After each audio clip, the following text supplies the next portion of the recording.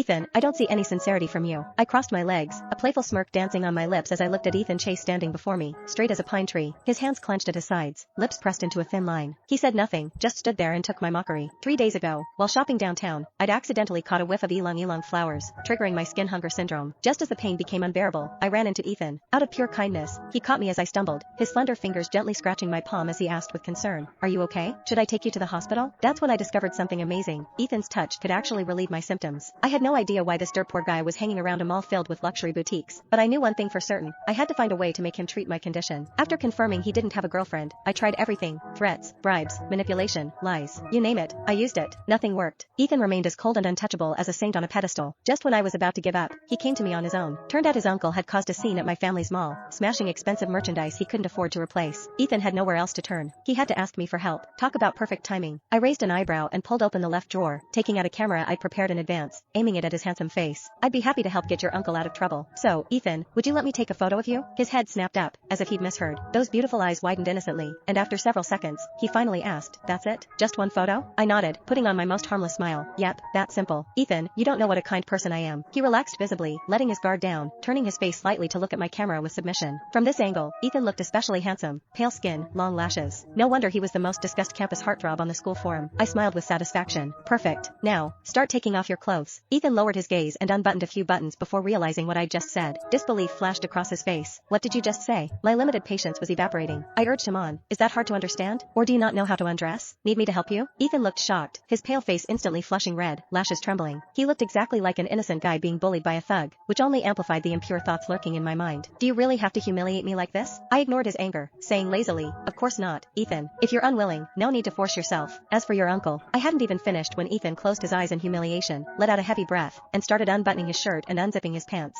I kindly reminded him, "The pants too." His body went rigid, lashes trembling violently. He exhaled slowly but moved quickly. Click, click, click. 3 shots in a row, easier than I'd imagined. I got 3 satisfactory photos. When I looked up again, Ethan was fully dressed, though his buttons weren't done up properly. From my angle, I could see his chest heaving dramatically. This guy had a surprisingly good body, didn't match his scholarly, restrained face at all. I propped my chin on my hand, slowly shifting my gaze. Ethan was staring straight at me. Looked like he wanted to lunge forward and bite my throat off the next second. But judging by his eyes alone, there was something almost shy and hesitant about his gaze. Rather than threatening, it seemed more like seduction. I instinctively looked away and cleared my throat, saying thoughtfully, "Don't worry, these photos are for my eyes only. I won't share them." Ethan's pupils contracted almost imperceptibly. His breathing stopped, and he turned his head away unnaturally.